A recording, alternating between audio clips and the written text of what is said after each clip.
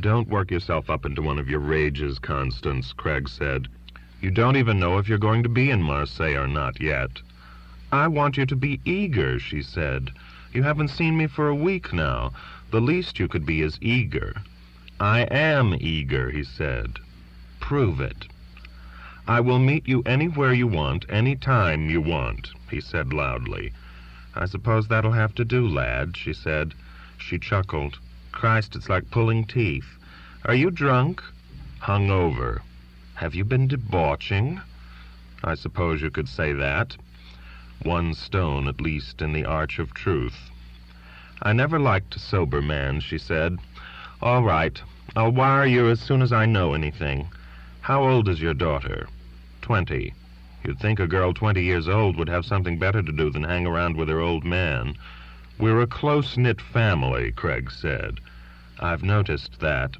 Have fun, darling. I miss you. And the little lion was a sweet idea. She hung up. Ignoble, ignobly comic, he thought resentfully as he swung out of bed and began hurriedly to dress. He had on a shirt and a pair of pants by the time Gail came out of the bathroom, still naked, slender, and superb, her brown skin glistening with the last drops of the shower that she had neglected to dry off. She stood with her legs wide apart, her hands on her hips, in a caricature of a model's pose, and grinned at him. My, she said, we're a busy little fellow, aren't we?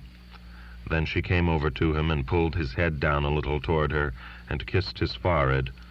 But when he put his arms around her and tried to kiss her in return, she pulled away abruptly and said, I'm dying for breakfast. Which bell do you ring? He was early when he got to the airport at Nice. The plane from Geneva wasn't due for almost another half hour.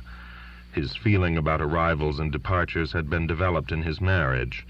His wife had been a woman who had never been able to get anywhere on time, and his memory of the years with her was composed of a succession of infuriating scenes, his shouting at her to hurry, her tears and neurotic slamming of doors to punish him for his reproaches, and the recurring small agony of apologizing to friends for keeping them waiting for dinner, planes, trains, theaters, weddings, funerals, football games. Because of that, now that he was rid of her, he allowed himself the satisfaction of getting everywhere with time to spare, his nerves serene. Leaving your mother, he had once told Anne, who understood what he was talking about because she had developed into a monster of punctuality as a result of her mother's vice, has added 10 years to my life. He went upstairs and sat on the airport balcony overlooking the runway and the sea. He sat at a little iron table and ordered a whiskey and soda. Although it was early in the afternoon, a brisk wind made the air cool and whipped up small curls of whitecaps on the blue water. Consciously sipping his drink, he tried to compose himself to greet his daughter, but his hand trembled minutely as he picked up the glass. He felt tense and weary, and when he tried to focus on a plane that was coming into land but was still about a mile away from the end of the runway in the bright sky, his eyes blurred momentarily behind his sunglasses. He hadn't slept well, and for the wrong reason. Gail McKinnon had come to his room and shared his bed, but she had not permitted him to make love to her. She had offered no explanations. She had merely said no, and had gone to sleep in his arms, calm, silken, fragrant, perverse, and sure of herself, abundant and tantalizing in her youth and beauty. Now, thinking of it while waiting for his child to come down out of the afternoon sky, he was shamed by the absurdity of the night, a man his age allowing himself to be trapped in a silly adolescent game like that, and by a girl young enough to be his daughter. He should have turned on the light, ordered her out of the room, taken a pill, and gone to sleep, or at least put on a pair of pajamas and gotten into the next bed and slept alone, and told the girl he never wanted to see her again when she awoke in the morning. Instead, he had held her close, drowned in melancholy tenderness, racked by desire, sleepless, caressing the nape of her neck, sniffing the perfume of her hair, listening to her steady, healthy breathing as the light of dawn outlined the shutters of the windows. And over breakfast, annoyed by the leer, real or imagined, of the waiter, he had told her he'd meet her for drinks that afternoon, and because of her he had offended Constance, lied or half-lied on the phone, risked compromising what he had thought until last night was his faithful love for a grown, competent woman who played no games with him, who made him happy, a beautiful, intelligent, useful woman who met him on equal terms, whose affection, why not call it by its proper name, whose passion for him, had helped him in the last 2 years to get through some of the darkest moments of his life. He had always prided himself on being a man who, in good times and bad, was in reasonable control of his actions, his fate. And here, in a few drunken hours, he had shown that he was as capable of mindless choice and self-destructive drifting as any romantically brainwashed idiot. Drunken. He was lying to himself. He had drunk, but not that much. He knew that even if he hadn't touched a drop all night, he would have behaved no differently. Cannes was to blame, he told himself defensively. It was a city made for the indulgence of the senses, all ease and sunshine and provocative flesh, and in the darkened auditoriums of the town he had delivered himself over to the dense, troubling sensuality of film after film, glorious couplings, the delicious odor of vice, emotion everywhere, the denial of reason, the rights of youth, too heady a mixture for an aging man unanchored and voyaging without a compass across a troubled year. And now, to make things worse, his daughter was entering the picture. What the hell could have possessed him to have sent that cable? He groaned, then looked around to see if anybody had noticed, pretending that it had not been a groan but a cough. He brought his handkerchief falsely to his lips, ordered another whiskey. He had come to Cannes looking for answers. What he had done in a few short days was multiply the questions. Maybe, he thought, the thing to do is go down to the ticket counter and buy a seat for Paris or New York or London or Vienna. Northern man at home in a more stringent climate, the white, pagan cities of the South were not for him. If he were wiser, he would leave the complicated, sinister temptations of the Mediterranean once and for all. The idea was a sensible one, but he didn't move. He knew he was not buying any tickets for anywhere, not yet. Klein's assistant, Boyd, had telephoned from the lobby during breakfast, and Craig had sent a copy of the script of The Three Horizons down with a bellboy. If Klein's reaction was a negative one, he thought, he would get out of Cannes. His decision soothed him. It gave him a fixed point to look forward to, a choice that was mechanical, out of his hands. He felt better. When he lifted his glass, he noticed that his hand was no longer trembling. The plane came to a halt on the tarmac. The passengers came streaming out, dressed for holiday, dresses blowing in the sea wind. He picked out Anne, bright blonde hair whipping around her head, walking quickly and eagerly, looking up at the terrace, searching for him. He waved. She waved back, moved more quickly. She was carrying a bulging khaki bag made out of canvas that looked as though she had picked it up in an Army and Navy store. He noted that she still walked clumsily, in a kind of uncollected slouch, as though she hesitated to pretend to womanly grace. He wondered if he might suggest lessons in posture. She was wearing a wrinkled blue raincoat and drab brown slacks. Except for her hair, she looked done, self-consciously sober and inconspicuous in her dark clothes among the summery dresses and the patterned shirts and madras jackets of the other passengers. What is she pretending to be now, he thought. Irrationally, he was annoyed with the way she was dressed. Back in the time when the money was rolling in, he had set up trust funds for her and her sister. The income from them wasn't extravagant, but it certainly was enough to buy some clothes. He would have to persuade her, tactfully, to shop for some new things. At least, he comforted himself, she was clean and was wearing shoes and didn't look like a Comanche squaw stoned on pot. be grateful for small favors. He paid for his drinks and went down to greet her. As she came out, following a porter trundling her 2 valises, he arranged his face to welcome her. Childishly, she threw herself into his arms and kissed him, rather inaccurately, somewhere in the region of the throat. "Oh, Daddy," she cried, muffled against him. He patted the shoulder of the wrinkled blue raincoat. Inevitably, as she pressed against him, he remembered the other young body in his arms that morning, the other kiss. "Let me look at you," he said. She pulled away a little so that he could take stock of her. She wore no makeup and didn't need any. She had a California look about her, clear-eyed, tanned, and blooming, her hair bleached in streaks by days in the sun, a light sanding of freckles across the bridge of her strong, straight nose. He knew from her marks that she was an excellent student, but from her appearance it was hard to believe that she ever bothered to open a book or did anything but spend her time on beaches, surfboards, and tennis courts. If he were 20 years old, and was a girl who looked like that, he would not slouch. He hadn't seen her in 6 months, and he noticed that she had filled out since their last meeting, that her breasts, free under a dark green sweater, were considerably heavier than before. Her face was fined down, almost triangular, with faint hollows under the prominent cheekbones. She had always been a healthy child, and she was growing into a robust woman. "Like what you see?" she asked, smiling.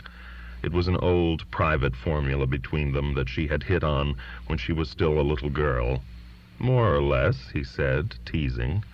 It was impossible to phrase the pleasure, the tenderness that overwhelmed him, the irrational, warm sense of self-satisfaction she gave him, fruit of his loins, evidence of his vitality and parental wisdom.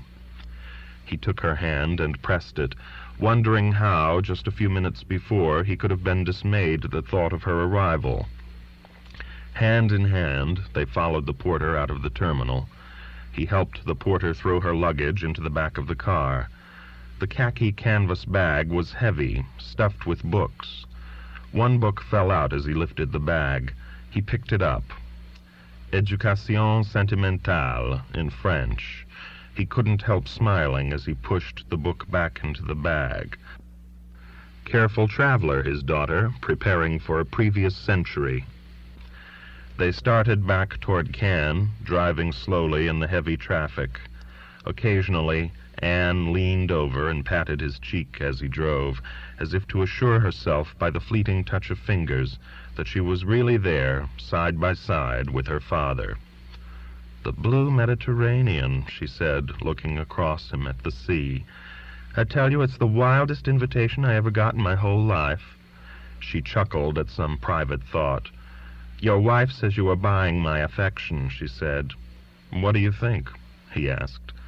"If that's what you're doing," she said, "keep buying." "How was your visit?" he asked, carefully.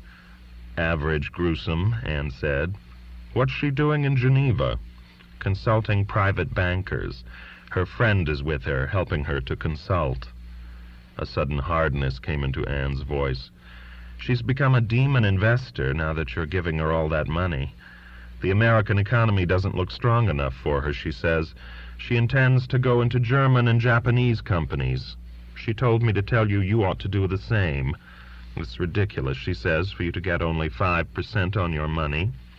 You never had a head for business, she says, and she's thinking of your best interests."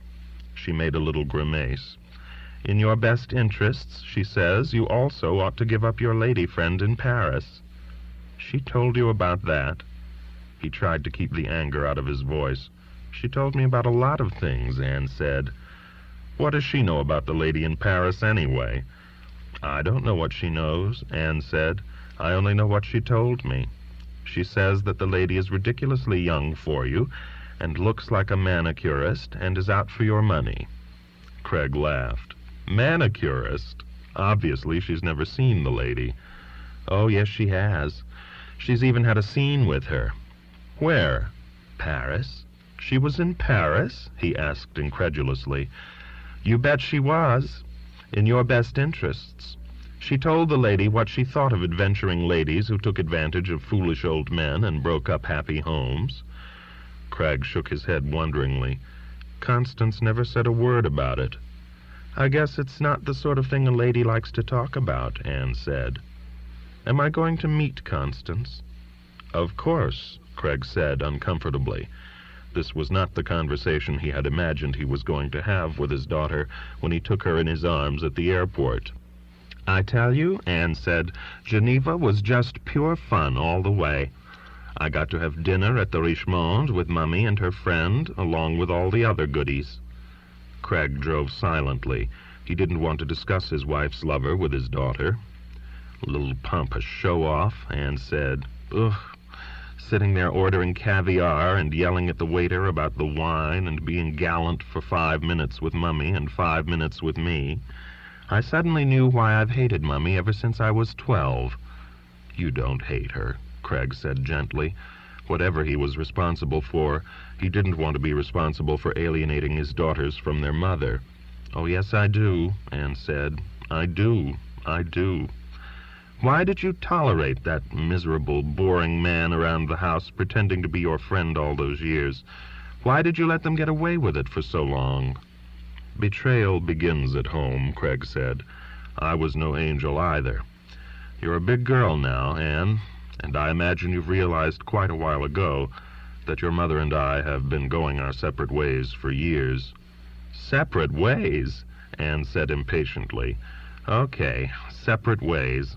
I can understand that, but I can't understand how you ever married that bitch. Anne, he said sharply, you can't talk like that. And what I can't understand most of all is how you can let her threaten to sue you for adultery and take all your money like that. And the house. Why don't you put a detective on her for 2 days and then see how she behaves?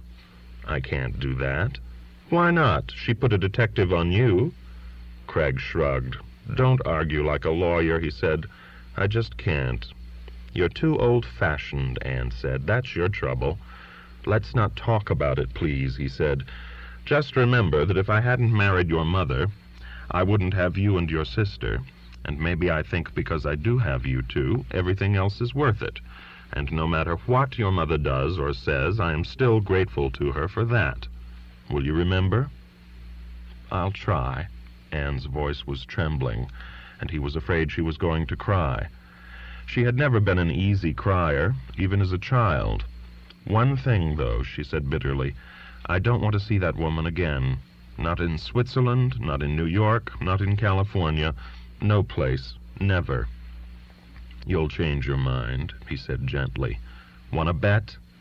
Oh, Christ, he thought. Families.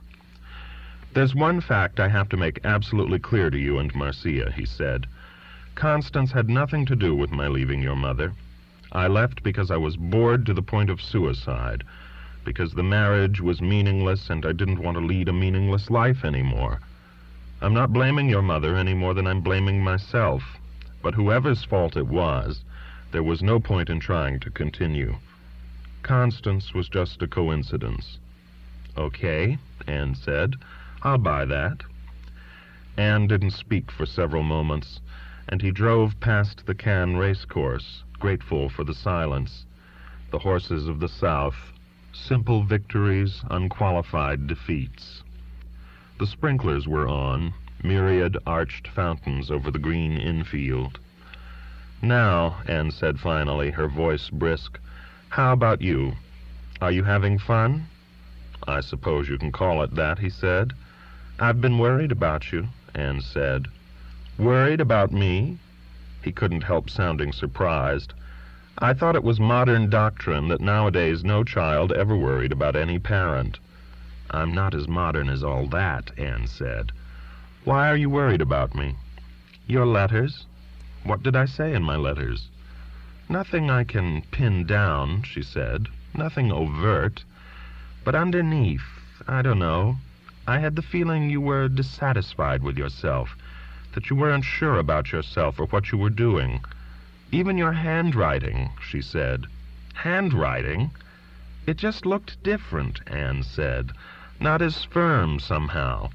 as though you'd lost confidence in how to make an E or a capital G. Maybe I ought to begin typing my letters, Craig said, trying to make a joke out of it. It's not as easy as that, she said earnestly. There's a professor in the psychology department who's a handwriting expert, and I showed him 2 of your letters, one that I got from you 4 years ago, and... You keep old letters of mine? Extraordinary child. He had never kept any of his parents' letters. Of course I do. Well, anyway, this professor was saying one day that very often, long before anything shows, or there are any symptoms or anything like that, or before a person feels anything at all, his handwriting sort of, well, predicts changes, disease, death even. He was shaken by what she had said, but tried not to show it. Anne had always been a blunt, candid child, blurting out everything that crossed her mind. He had been proud and a little amused by her unsparing honesty, finding it evidence of an admirable strength of character. He was not so amused now that it was he who was not being spared. He tried to pass it off lightly. "And what did that smart man have to say about your father's letters?" he asked ironically. "You can laugh," she said. "He said you'd changed, and would change more." "For the better, I hope," Craig said.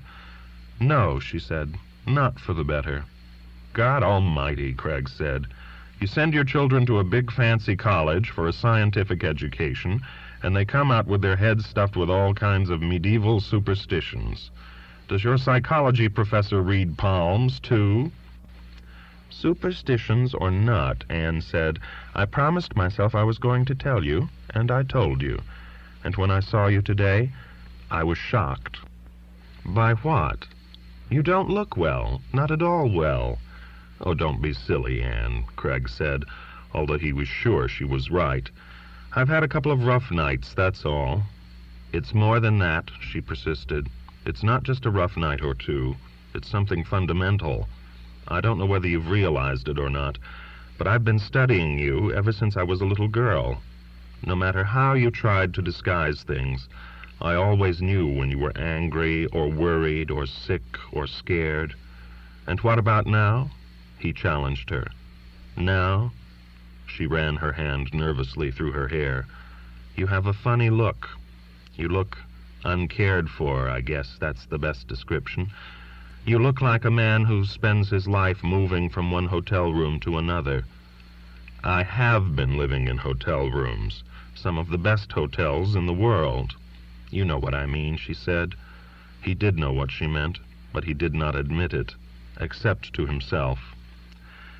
"I made up my mind when I got your cable that I was going to deliver a speech," Anne said, "and now I'm going to deliver it." "Look at the scenery, Anne," he said. "You can make speeches any time." She ignored what he had said. "What I want to do," she said, "is live with you, take care of you. In Paris, if that's where you want to be, or New York, or wherever. I don't want you to turn into a solitary old man eating dinner alone night after night, like an old bull who's been turned out from the herd." He laughed, despite himself, at her comparison. "I don't want to sound boastful," he said, "but I don't lack for company, Anne. Anyway, you have another year to go in college, and I'm through with education," she said, "and education is through with me, at least that sort of education. I'm not going back, no matter what." "We'll discuss that some other time," he said. Actually, after the years of wandering, the thought of living in an ordered household with Anne suddenly seemed attractive, and he recognized that he still suffered from the old, unworthy, and by now unmentionable belief that education was not terribly important for women. "Another thing," Anne said, "you ought to go back to work. It's ridiculous, a man like you not doing anything for 5 years. "It's not as easy as all that," he said. "Nobody's clamoring to give me a job." "You?" she cried incredulously. "I don't believe it." "Believe it," he said. "Murphy is down here. Talk to him about the movie business. People are still making pictures." "People," he said, "not your father." "I can't bear it," she said, "you talking like a failure. If you'd only make up your mind to try, instead of being so damn proud and remote. I've talked it over with Marcia, and she agrees with me. It's sheer, dumb, shameful waste." She sounded close to hysteria, and he put his hand out and patted her soothingly. "Actually," he said, "the same idea has occurred to me. I've been working for the last 12 months. "There," she said triumphantly. "You see? With whom?"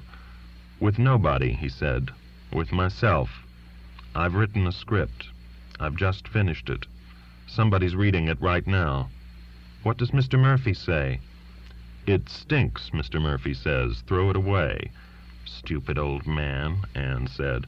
"I wouldn't listen to a word he says." "He's far from stupid. You're not listening to him, though, are you?" "I haven't thrown it away yet." "Can I read it?" "If you want." "Of course I want. Can I tell you exactly what I think of it?" "Naturally." "Even if Mr. Murphy is right," Anne said, "and it turns out that what you've done isn't good enough or commercial enough, or whatever it is they want these days, you could do something else. I mean, the movies aren't the only thing in the world, are they? In fact, if you want to know the truth, I think you'd be a lot happier if you forgot them altogether. You have to deal with such awful people, and it's all so cruel and capricious. One minute you're a kind of culture hero, and the next minute everybody's forgotten you. And the people you have to pander to, the great American audience. Good God, Daddy, go into a movie house, any movie house, on a Saturday night, and see what they're laughing at, what they're crying over. I remember how hard you used to work, how you'd be half dead by the time you finished a picture. And for whom? For 100 million goons." He recognized the echo of some of his own thoughts in Anne's tirade, but he wasn't pleased by what she had said, especially by the word she had used, pander. It was one thing for a man his age who had worked and won and lost in that harsh arena to have his doubts in moments of depression about the value of his efforts. It was another to hear such a sweeping condemnation from the lips of an untried and pampered child. "Anne," he said, "don't be so hard on your fellow Americans." "Anybody who wants my fellow Americans," she said bitterly, "can have them."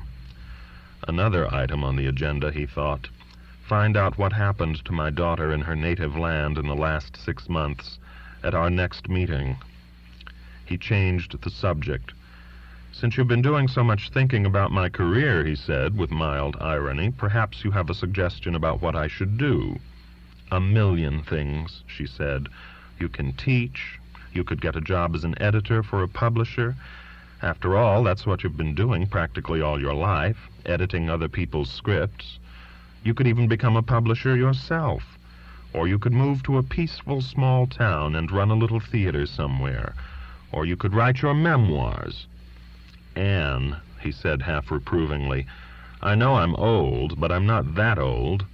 "A million things," she repeated stubbornly. "You're the smartest man I've ever known. It'd be a crime if you just let yourself be thrown into the discard just because the people in the movie business or in the theater are so stupid. You're not married to the movie business. Moses never came down from Sinai saying, 'Thou shalt entertain for Christ's sake.'" He laughed. "Anne, darling," he said, "you're making a mixed salad out of 2 great religions." "I know what I'm talking about." "Maybe you do," he admitted. "Maybe there's some truth in what you say. But maybe you're wrong, too. One of the reasons I came to Cannes this year at all was to make up my mind about it, to see if it was worth it." "Well," she said defiantly, "what have you seen? What have you learned?" What had he seen? What had he learned? He had seen all kinds of movies, good and bad, mostly bad. He had been plunged into a carnival, a delirium of film. In the halls, on the terraces, on the beach, at the parties, the art or industry, or whatever it deserved to be called in these few days, was exposed in its essence. The whole thing was there, the artists and the pseudo-artists, the businessmen, the con men, the buyers and sellers, the peddlers, the whores, the pornographers, critics, hangers-on, the year's heroes, the year's failures, and then the distillation of what it was all about, a film of Bergman's or one of Buñuel's, pure and devastating. "Well," Anne repeated, "what have you learned?" "I'm afraid I learned that I'm hooked," he said. "When I was a little boy, my father used to take me to the theater, the Broadway theater. I used to sit in my seat, not budging, waiting for the theater to go dark and the footlights go on, afraid that something would happen and the darkness would never come and the stage lights never come on. And then it would happen. I would clench my fists with happiness and worry for the people I was going to see on the stage when the curtain went up. The only time I ever remember being rude to my father was at a moment like that. He said something to me, I don't know what, and it was destroying that great moment for me, and I said, 'Pop, please keep quiet.' I think he understood, because he never said a word again once they began to dim the house lights. Well, I don't have that feeling anymore in the Broadway theater, but I have it each time I buy a ticket and walk into a darkened movie house. That's not a bad thing, you know, for a 48-year-old man to have one repetitive thing in his life that makes him feel like a boy again. Maybe it's because of that I make up all sorts of excuses for movies, that I rationalize away the hateful aspects, the cheapness, the 1,000 times I've walked out disgusted, and try to convince myself that one good picture makes up for 100 bad ones, that the game is worth the candle." He didn't say it, but he knew now, had really always known, that the good ones weren't made for the people in the audience on Saturday night. They were made for the necessity of making them, for the need of the people who made them, just like any other work of art. He knew that the agony and what Anne called the cruelty and capriciousness involved in the process, the maneuvering, the wooing, the money, the criticizing and wounding, the injustice, the exhaustion of nerve, was part of the pleasure, the profound pleasure of that particular act of creation. And even if you only played a small part in it, a subordinate, modest part, you shared in that pleasure. He knew now that he had punished himself for 5 years in denying himself that pleasure. They were approaching Antibes now, and he turned down toward the road along the sea. "Hooked," he said. "That's my diagnosis, and that's enough about me. Let me say that I'm pleased to see there's another adult in the family." He looked across at her and saw that she was flushing at the compliment. "Now," he said, "what about you? Aside from being sufficiently educated and taking care of me, what are your plans?" She shrugged. "I'm trying to figure out how to survive as an adult. Your word," she said. "Aside from that, the only thing I'm sure of is that I'm not going to get married." "Well," he said, "that seems like a promising start for a career." "Don't make fun of me," she said sharply. "You always tease me." "People only tease the ones they love," he said. "But if you don't like it, I'll try to stop it." "I don't like it," she said. "I'm not secure enough to take it." There was a rebuke there, he realized.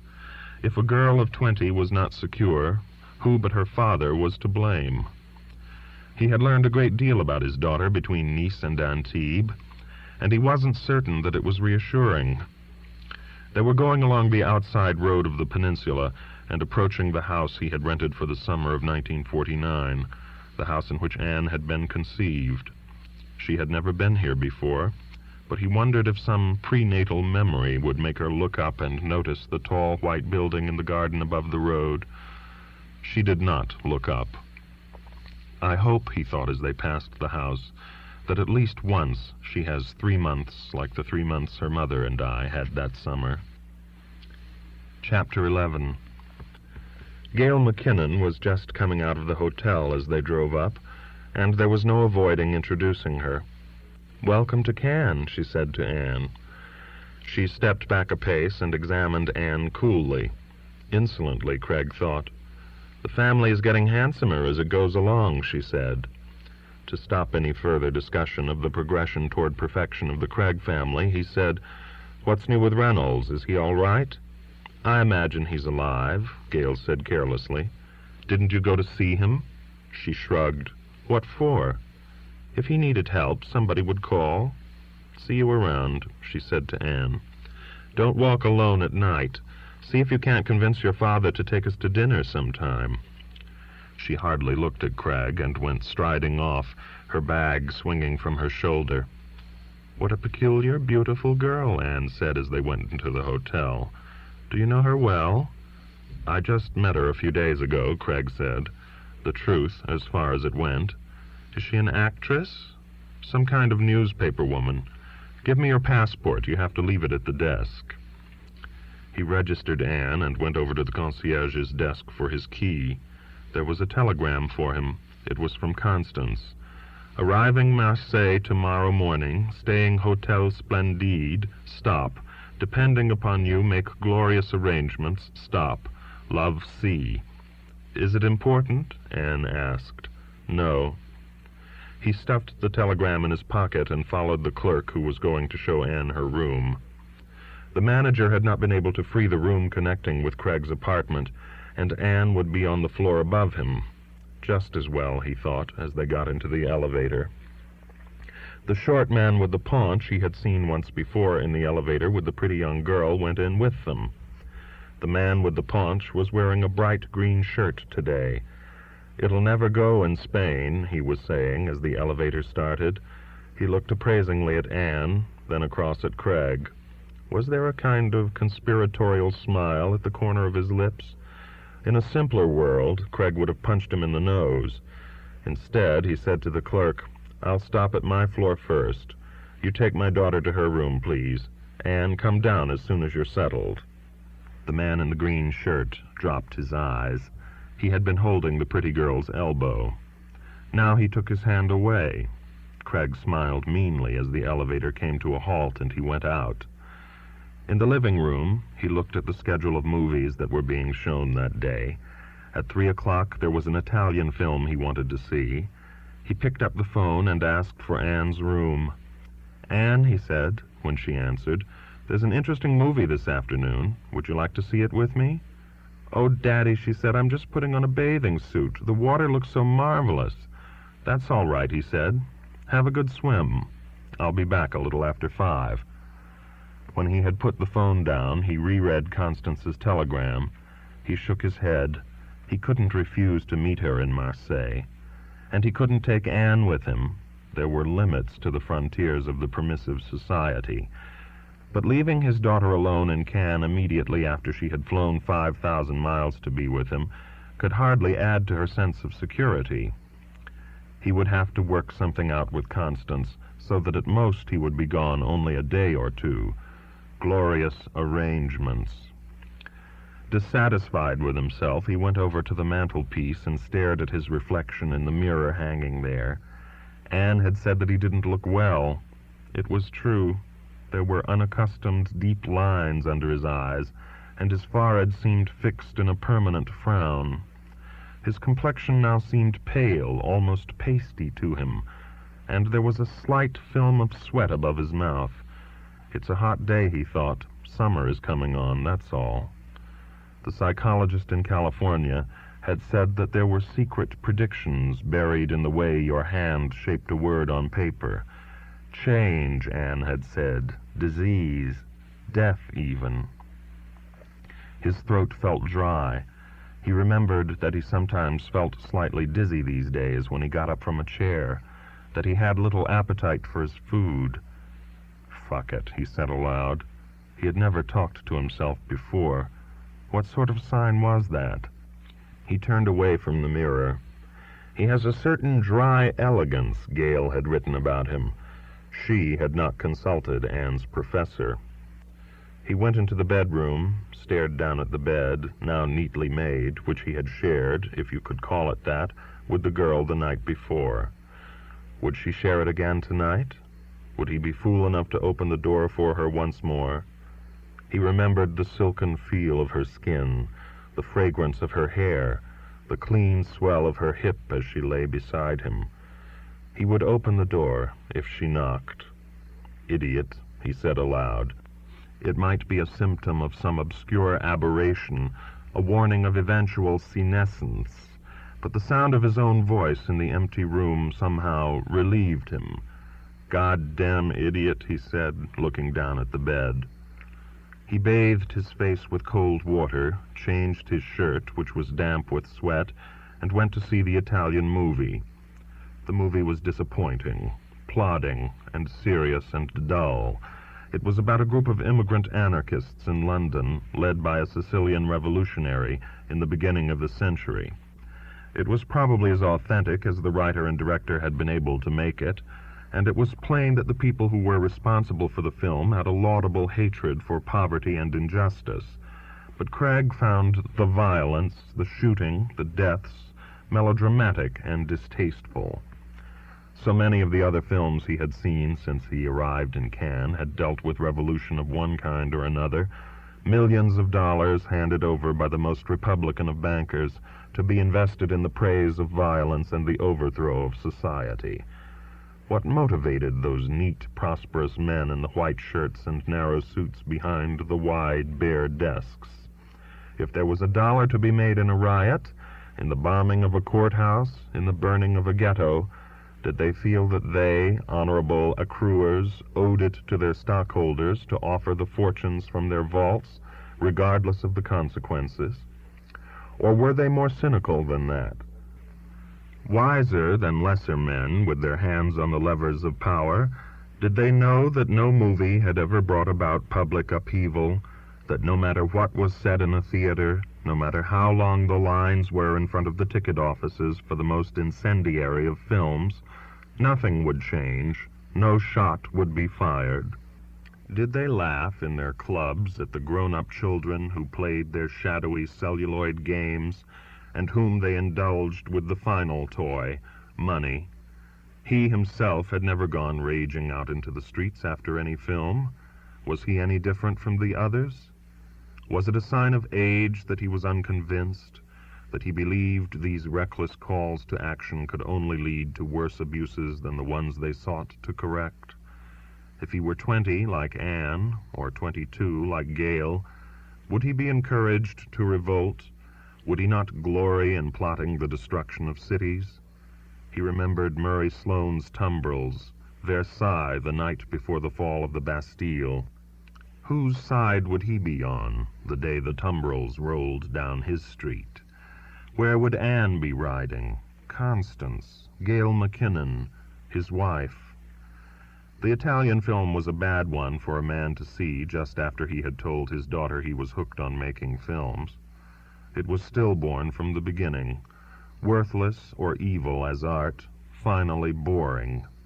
It didn't even have the true tragic advantage of reducing his own predicament to scale, of making his own small private concerns, his entanglements with women, his professional drifting, seem picayune or comfortingly inconsequential. He left before the end, and as he went out of the theater to restore himself, he tried to remember, frame by frame, the films of Buñuel and Bergman he had seen that week. The sun was still high over the horizon, and on the chance that Anne hadn't gone in yet, he went down the steps to the Carlton beach to look for her.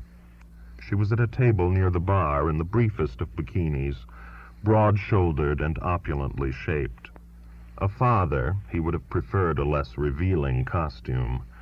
Seated next to her was Ian Wadley in swimming trunks. Across the table from the two of them was Gail McKinnon, wearing the scant pink two-piece bathing suit she had worn at the Murphys' cabana. Craig felt guilty for allowing Anne to go off on her own, not providing her with other company. Wadley had obviously not been wasting his time seeing too many films. He was as brown as the two girls. In his ill-fitting clothes, he had seemed ungracefully shaped, almost tumescent. But stripped for the beach as he was now, his flesh was solid, and he looked powerful and dominating. He was laughing and gesturing with a glass he held in his hand. None of the three noticed Craig for the moment, and he half resolved to turn and walk away. There was something too reminiscent in the group for him. It was too much like the Italian actor on the beach, showing his teeth in a smile, the two girls listening to him. But he fought down the impulse as bad-tempered and childish, and went up to the table. Gail was fiddling with her tape recorder, and for a second Craig was seized by the uneasy thought that she had been interviewing Anne. He had neglected to warn Anne to keep her mouth shut, but as he came up to the table, he heard Gale saying, "Thanks, Ian. I'm sure they'll like it back in the States. I'm not so sure that you'll ever be allowed back in Cannes again, though." "Down with double talk," Ian said. "Screw politesse. Name the whores and their works, that's my motto." "Down with double talk," Ian said. "Screw politesse. Name the whores and their works, that's my motto." Oh, Christ, Craig thought, he's still on that kick. "Good evening, folks," he said. "Hi, Jess," Ian boomed out, his voice as imperial as his bronze body. With an audience of two pretty girls, he was transformed. "I was just instructing these charming young women on the inner workings of film festivals," Wadley said. "Who sells what, who buys whom, in what sweat and slime golden palms are traded across secret counters. Sit down, Father. What'll you have? Waiter? Garçon?" "Nothing, thank you," Craig said. Wadley's "father" had a derisive ring to it. He sat down next to Gale, facing Anne. "What are you drinking?" he asked Anne. "Gin and tonic," she said.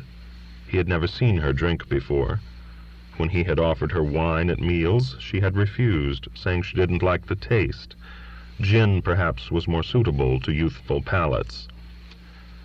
"It's awfully good of you, Father," Wadley said, "to import admirers at great personal expense across continents and oceans." "What are you talking about?" Craig asked. "I read his novels," Anne said. "They were assigned in a modern lit course." "Hear that?" Wadley said. "I am a fixture in modern literature. Nubile scholars from coast to coast burn the midnight oil in honor of Ian Wadley. Imagine, on the bleak and desperate shingle of Cannes, I have found a reader." "I've read a couple of them, too," Gale said. "Praise them, dear, praise them," Wadley said. "They're okay," Gale said.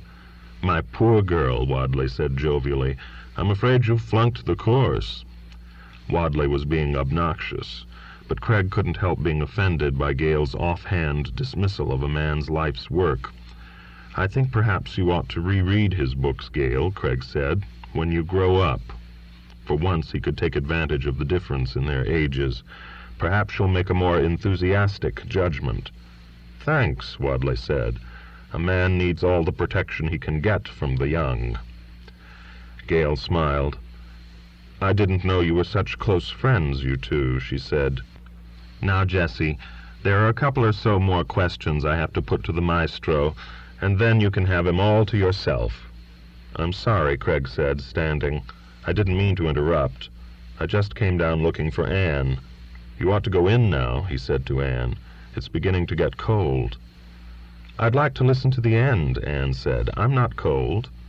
"You stay too, Jess," Wadley said. "I'm at my most eloquent before my peers."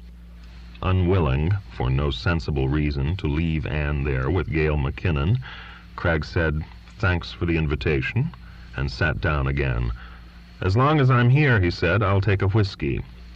"Two more," Wadley said, holding up his glass to a passing waiter. Then to Gale McKinnon, "Shoot." Gale turned her machine on. "Mr. Wadley," she said, "earlier in this interview you said that the position of the writer for films is being steadily eroded. Would you care to enlarge on that?" Craig was conscious of Anne's close, admiring attention to Gale as she worked. He had to admit that her manner was professional, her voice pleasant and unaffected. "Well," Wadley was saying, "in one way, the writer for films is more powerful than ever. I'm speaking of the writer who directs his own stuff, and because of that controls the final result, the man who gets the critical attention and reaps the financial rewards. On the other side of the coin, however, the writer who is only a writer is lost in the shuffle." He was speaking seriously now, not trying to amuse or play the great man before the two girls. "For example, at this festival, there are rewards for actors, directors, composers, cameramen, etc., but not one for writers.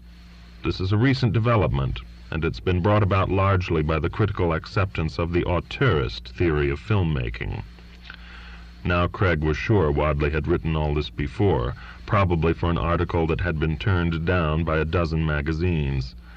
Gail flicked off the machine. "Remember, Ian," she said, "this is for American listeners. You'd better explain, don't you think?" "Yeah, you're right," Wadley said. He took a gulp of the fresh whiskey the waiter had put down in front of him. "I'll ask you the question," Gail said. She started the machine again. "Would you like to describe that theory for us, Mr. Wadley?" "The auteurist theory of filmmaking," he said, "is very simple. It rests on the conviction that a film is the work of one man, the director, that in the final analysis the man behind the camera is the real author of the work, that the film, in essence, is written with the camera. Do you agree with that theory?" It's like a charade, Craig thought. Little girl wearing Mummy's dress, or in this case Mummy's bikini, and going down to Daddy's office and sitting at his desk and talking into the intercom. "No," Wadley said. "Of course there are directors who are in fact the authors of their films, but all that means is that as well as being directors, they are also writers. If they deserve a prize for their work, they deserve 2 prizes, one for the script and one for the direction. But the truth is that in America, at any rate, there are only 5 or 6 men who are really both. Of course, directors being the self-deluding beasts they are, there are plenty of them who think they are writers and impose their written efforts on the audience." The same old whine, Craig thought. "We are fortunate enough," Gail said calmly into the microphone, "to have Mr. Jesse Craig, the eminent film producer, with us here on the beach in Cannes. I wonder if I could ask you, Mr. Craig, if you agree with Mr. Wadley, or if you disagree, why?" Craig's hand tightened on his glass. "Cut out the jokes, Gail," he said. "Oh, Daddy," Anne said, "go ahead. You were talking to me for half an hour about the movies in the car. Don't be sticky." "Shut the damn machine off, Gail," Craig said.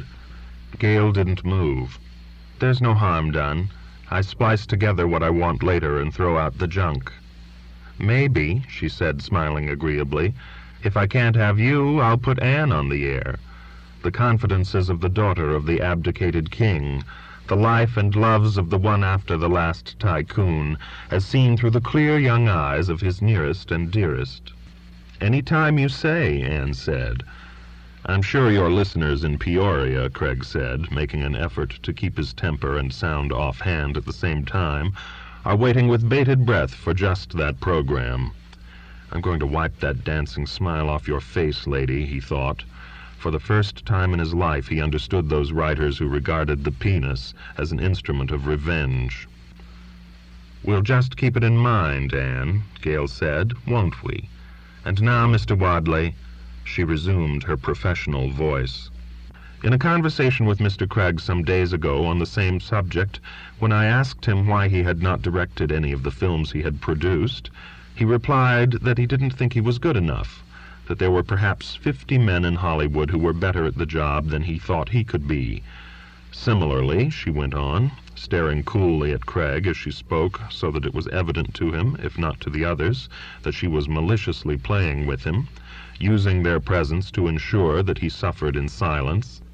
"Similarly, is it an equally admirable modesty on your part that prevents you from working behind the camera?"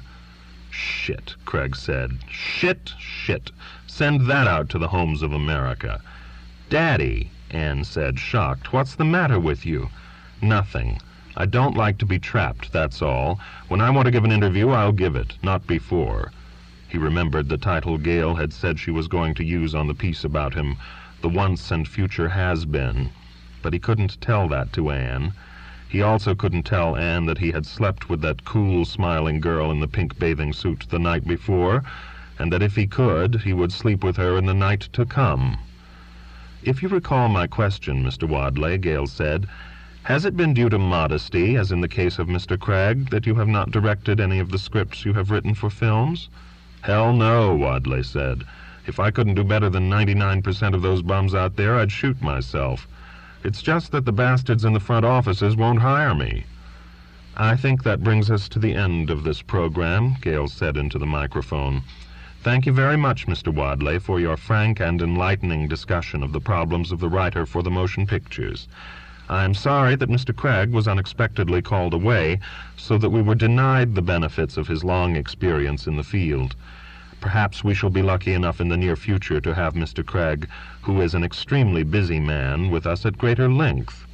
This is Gail McKinnon, broadcasting from the Cannes Film Festival." She flipped off the machine, smiled brightly and innocently. "Another day, another dollar." She started to pack away the machine. "Isn't Daddy the funny one?" she said to Anne. "I don't understand you, Daddy," Anne said. "I thought you and she were friends." There's a description, Craig thought. "I don't see what harm it would do to say a few words," Anne persisted. "What you don't say can't hurt you," Craig said. "You'll find that out eventually, too. Ian, what the hell good do you think you did yourself just now? Can you figure out why you did it?" "Sure," Ian said. "Vanity, a trait not to be taken lightly. Of course, I know you're above such human failings." "I'm not above anything," Craig said. He wasn't arguing for himself, but for Anne's education. He didn't want her to be taken in by the American craze for publicity, for self-congratulation, for flattery, for the random glib chatter on television whose real, dead serious purpose was to sell automobiles, deodorants, detergents, politicians, remedies for indigestion and insomnia. "Ian," he said, "I know why Gail goes through all this nonsense." "Careful, careful," Gail said mockingly. "She makes her living out of it, and maybe it's no more discreditable than the way you and I are making our living." "Blessings on you, Daddy," Gail said. "I'm going to lock the door tonight," Craig thought, "and stuff cotton in my ears." With a wrench, he made himself look away from the lovely, teasing face and talk to Wadley. "What possible good did babbling away here this afternoon do you? I'm serious. I want to know. Maybe you can convince me."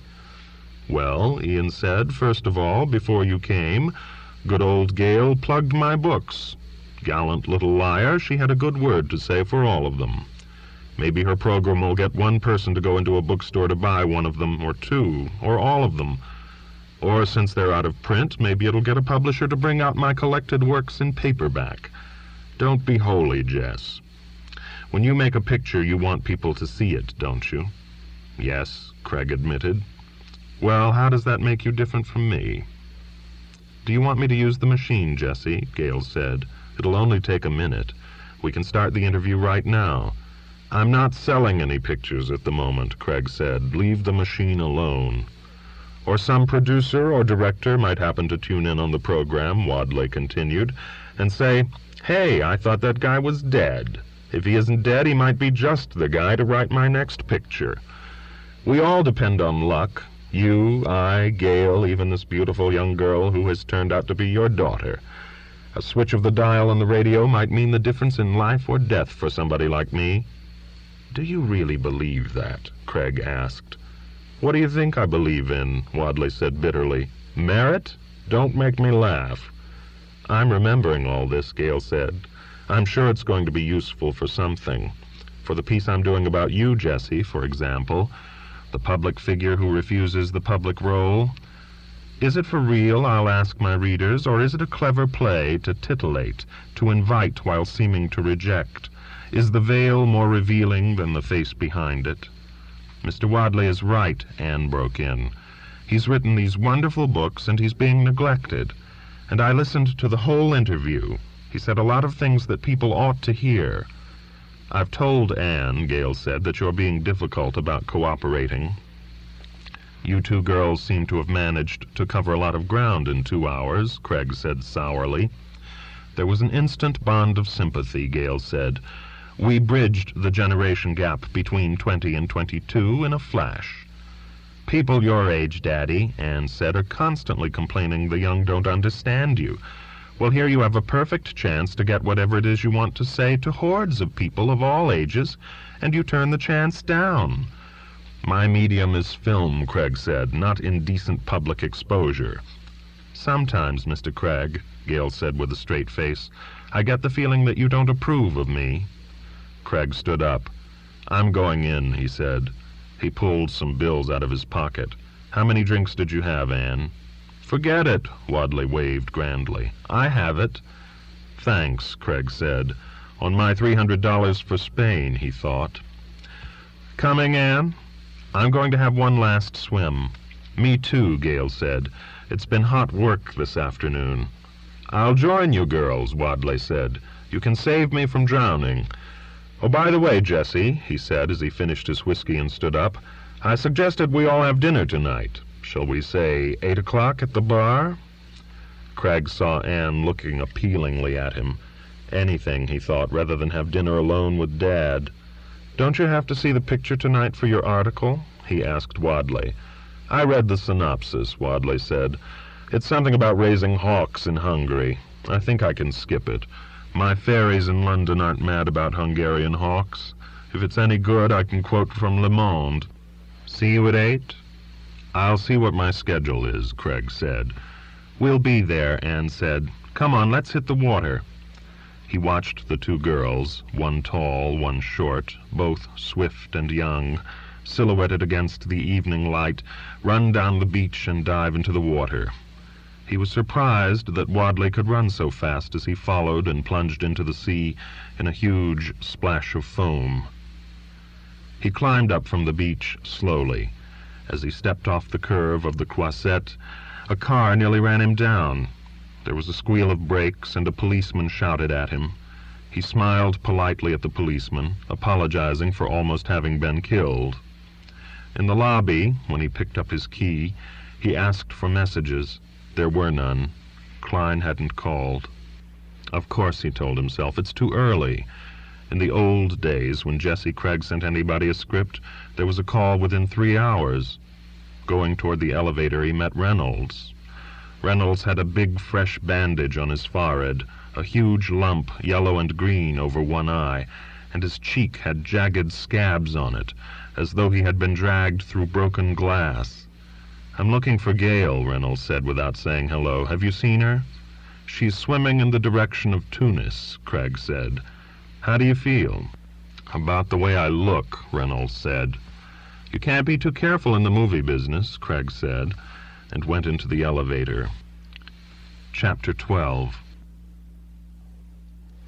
In every group, however small, there is one person who is its center of gravity, its reason for existence as an entity, and not merely a collection of unconnected egos.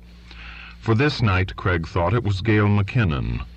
Anne was clearly fascinated by her, reacting openly to every word she spoke, addressing herself more often to Gale than to any of the others, and even, when talking to Cragg or Wadley, looking for approval or criticism in Gale's direction.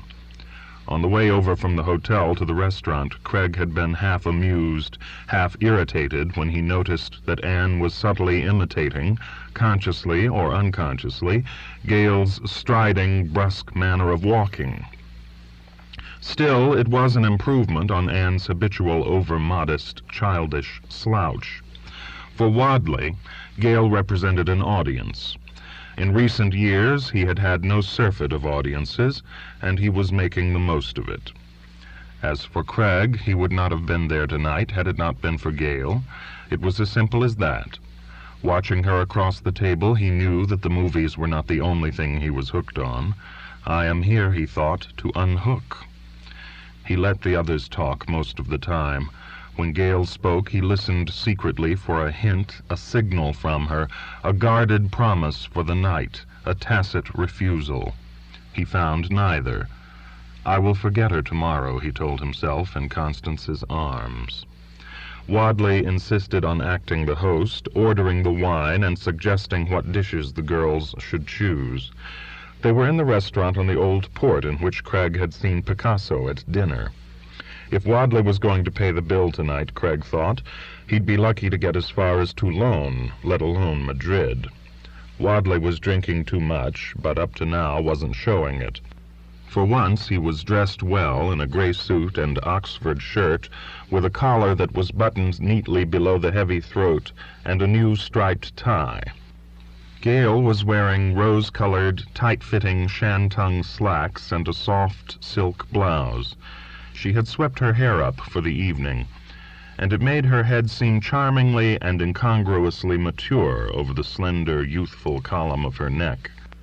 Anne, poor girl, was wearing a disastrous, billowing yellow organdy dress too short for her long legs, making her look gawky, like a high school junior dressed for her first prom.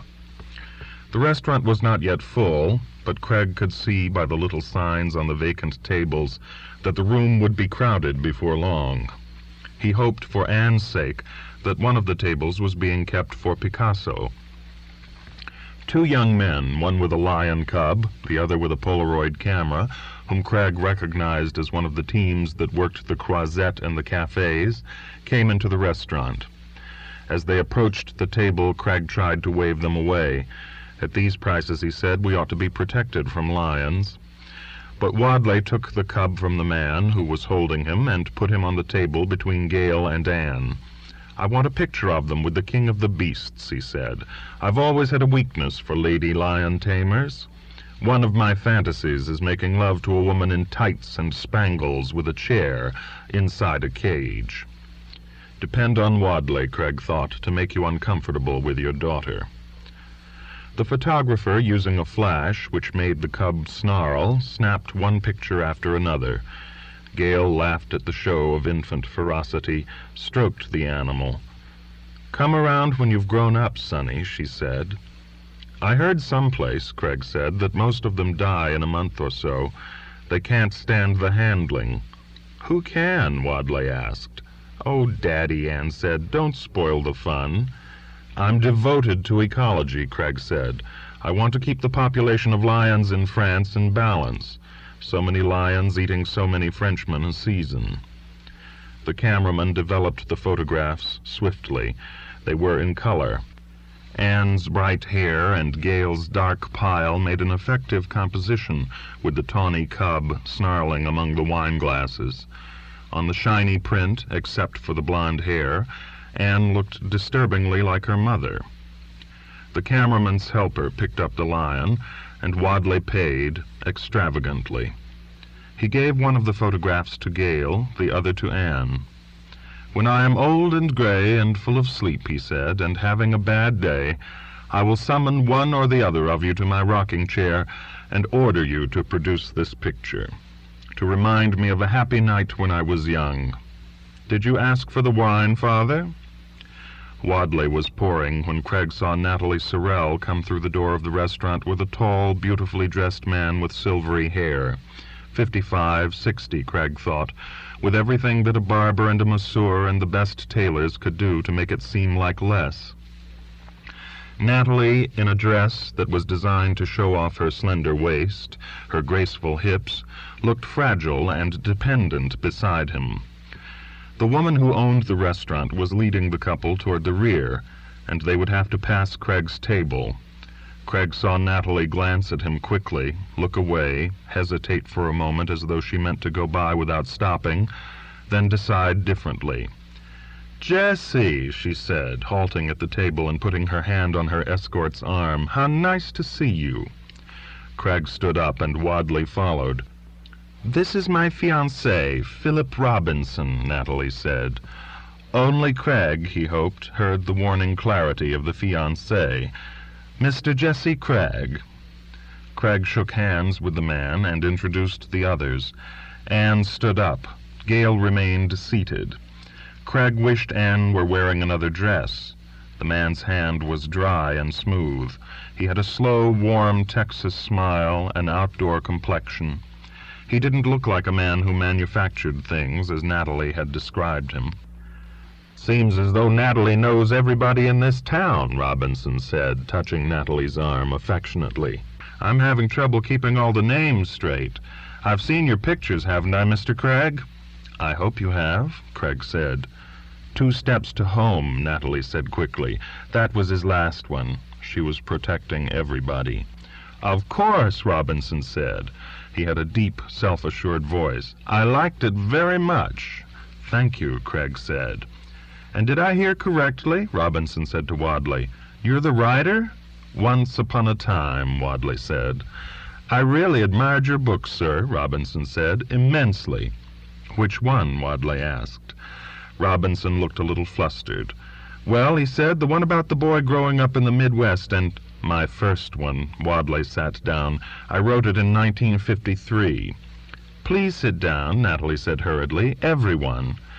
Anne sat down, but Craig remained standing. "Are you having a good time in Cannes, Mr. Robinson?" he asked, steering the conversation away from the dangers of literature to the safer banalities of tourism.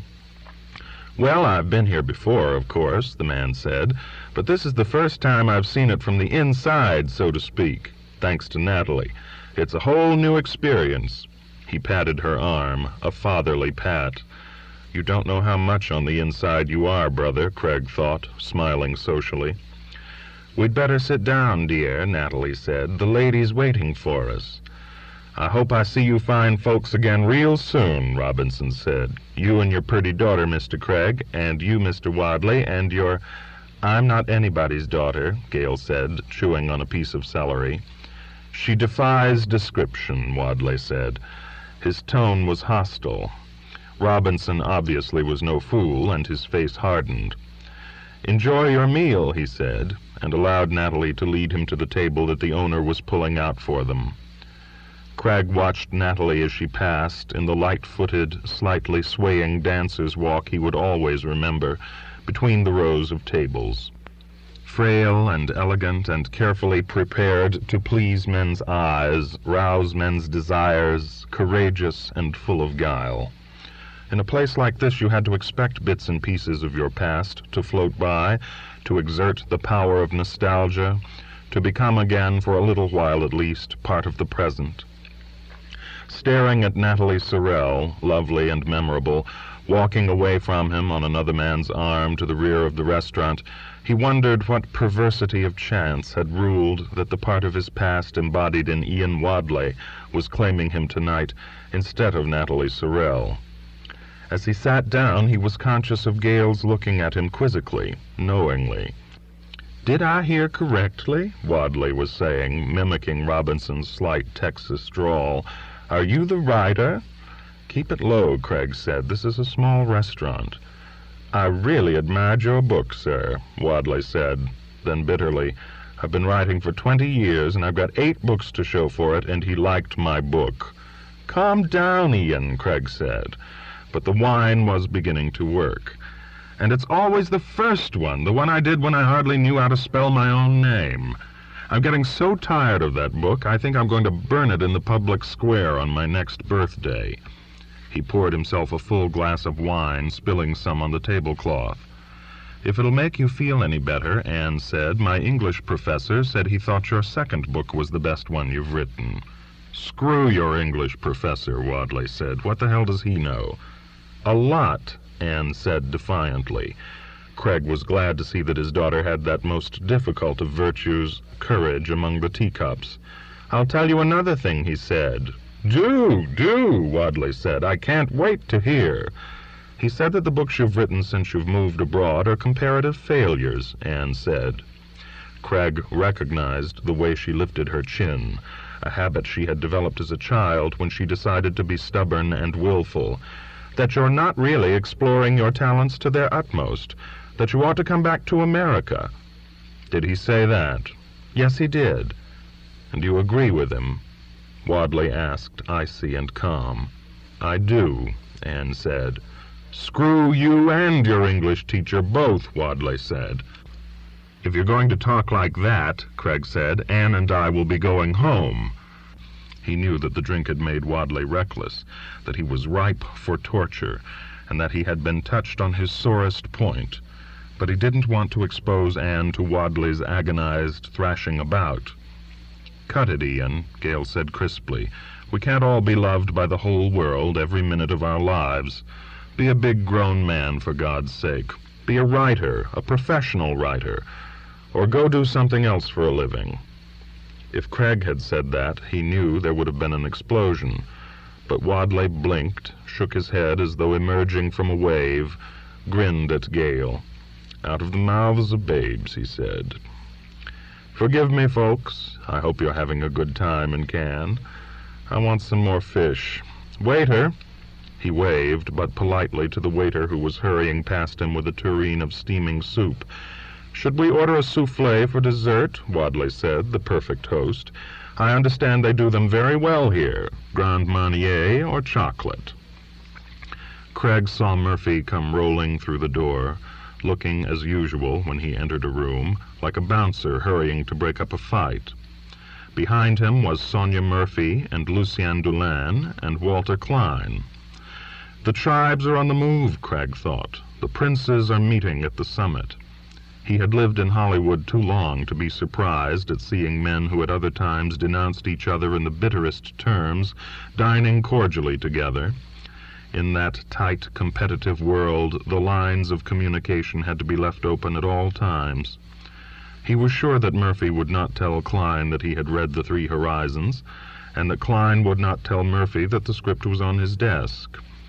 The princes were discreet and made their dispositions under cover of night. Even so, he was relieved to see that the owner was seating the group near the entrance, well away from their own table.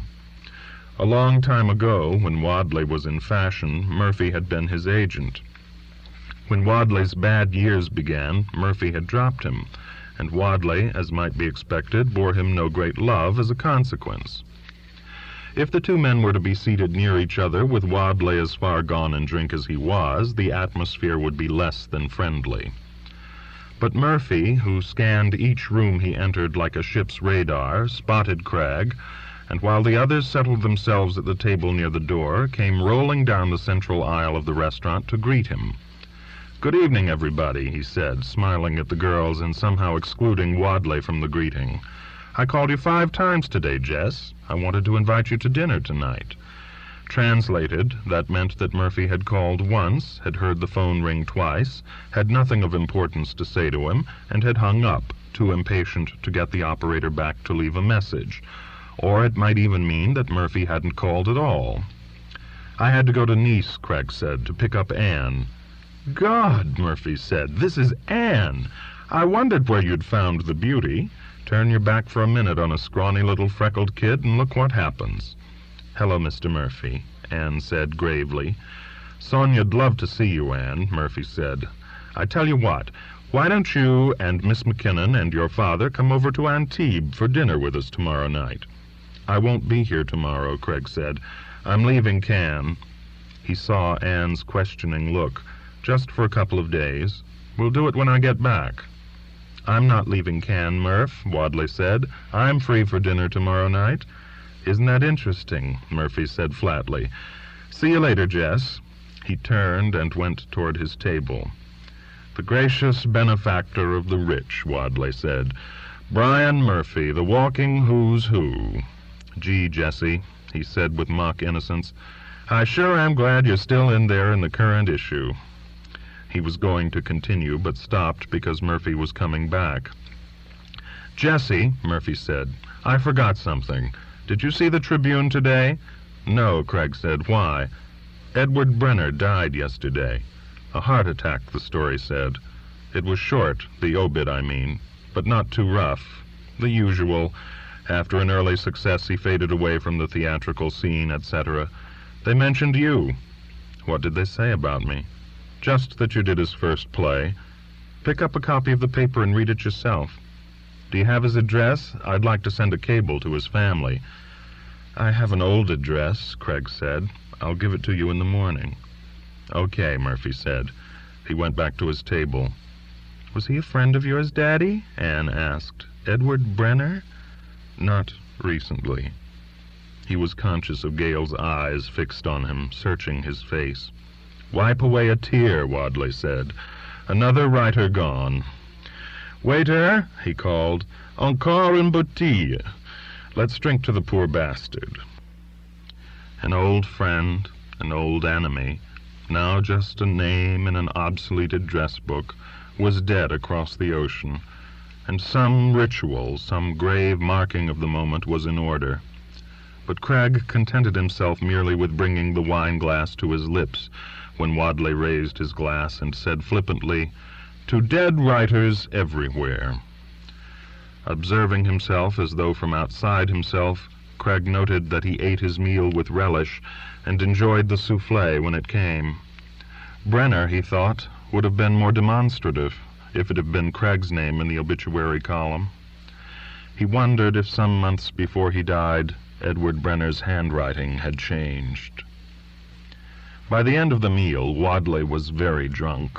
He had opened his collar, complaining that the restaurant was too hot, and had added up the check slowly 3 times, and fumbled with the crumpled 100-franc notes he pulled out of his pocket to pay the bill.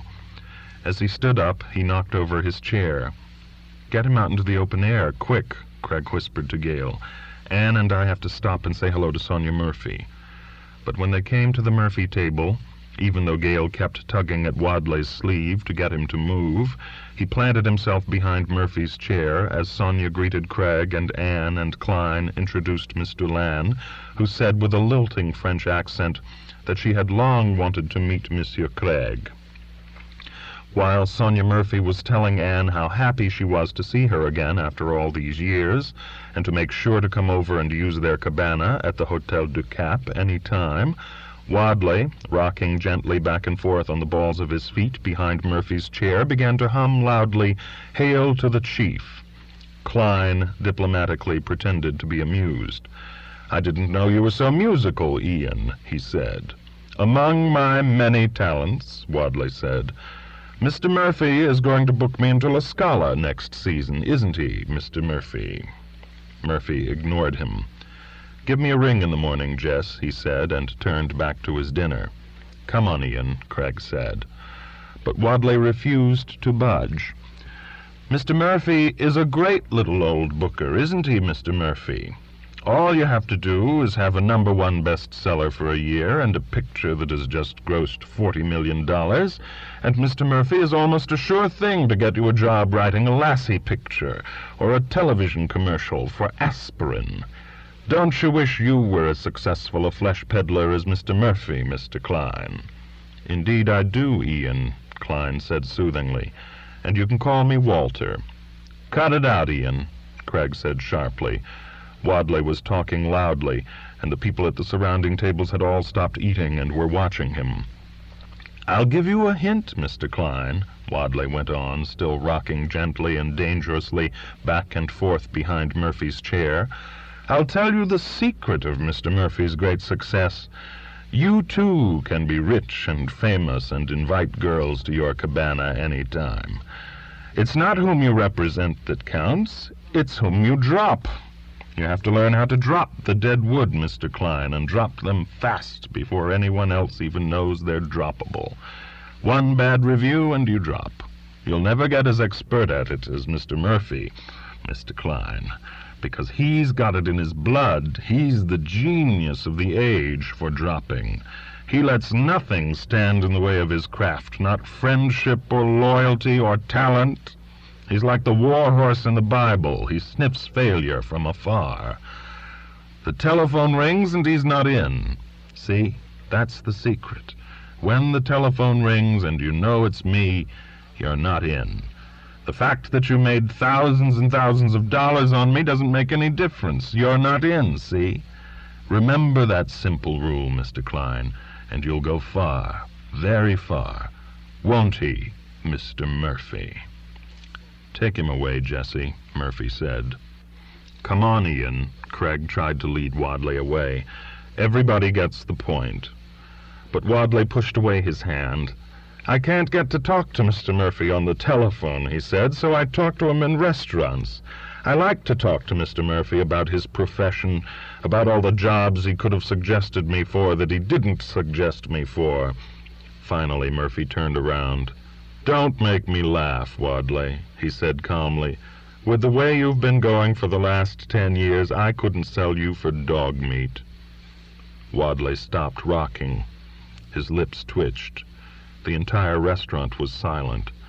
Sonia Murphy was sitting with her head bowed, staring down at her plate. Lucienne Dulane was smiling slightly as though she were being amused. The chances were that she couldn't follow Wadley's drunken English, and probably thought it was a friendly, if rather boisterous, conversation. Klein was playing with his glass, not looking at anybody. Anne was the only one who moved. With a gasp, she bolted out the door. Wadley took a step as though to follow her, then suddenly turned and hit Murphy. The blow was aimed at Murphy's head, but slid off and landed on Murphy's shoulder. Murphy didn't move as Cragg threw his arms around Wadley and pinned his arms. "Get that bum out of here, Jesse," Murphy said, "before I kill him." "I'm going home," Wadley said thickly.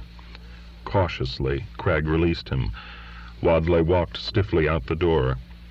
"I'll get a taxi," Gale said, "and take him to his hotel." She hurried after Wadley. "I do like your friends," Murphy said to Cragg. "He's drunk," Cragg said inanely. "So I gathered," Murphy said. "I'm sorry for everything," Cragg said to the others. "It's not your fault," Sonia said. "It's just too bad. He used to be such a nice man." The noise in the restaurant was rising to its normal pitch as Cragg went out into the street. Chapter 13. Wadley was on the quay, puking into the harbor. Gale was standing near him, ready to grab him if he started to teeter toward the black water. Anne was a few yards away from Gale, making a point of not looking at Wadley. Drunk as he was, Wadley, Cragg was sure, was not vomiting because of the wine he had downed. Watching Wadley bent over the harbor edge, his shoulders heaving convulsively, Cragg felt his anger cool. He put his arm around Anne to comfort her. He felt her shiver minutely. "I'm sorry, Anne," he said, "to have let you in for something like that. I think that's the last dinner we'll have with Mr. Wadley for some time." "The poor, poor, desperate man," Anne said. "Everybody is so hard on him." "He asks for it," Cragg said. "I know," she said, "but even so." Wadley stood straight, turned around, dabbing with a handkerchief at his mouth. He tried to smile. "There goes 100-franc meal," he said. "Well, it's been a nice party, worth every penny of it." "All right, Jesse, say what's on your mind." "Nothing's on my mind," Cragg said. Gale hailed a taxi that was making a U-turn in front of the restaurant. "I'll take you to your hotel, Ian," she said gently. Docilely, Wadley allowed himself to be led to the taxi. The door closed behind him, and Gale and the taxi spurted off. No hints, no signals. "Well," Cragg said, "that's that."